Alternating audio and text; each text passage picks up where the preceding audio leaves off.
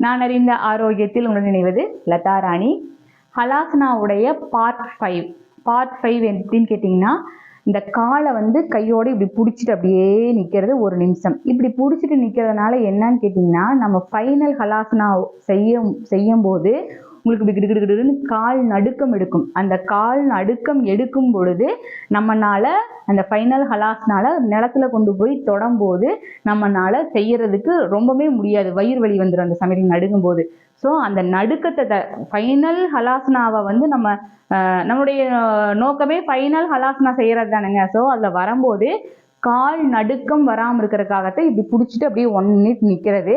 இதுல என்னன்னு கேட்டீங்கன்னா, இந்த கையினுடைய பகுதியும் காலில் இருக்கிற கெண்டைக்கால், தொடை, அந்த நம்ம இடுப்பின் பின் பகுதி, இதுல இருக்கிற எல்லா தசைகளும் கொஞ்சம் நல்ல கிரிப் கிடைக்கக்கூடிய தன்மையும் இதுல கிடைக்கும்.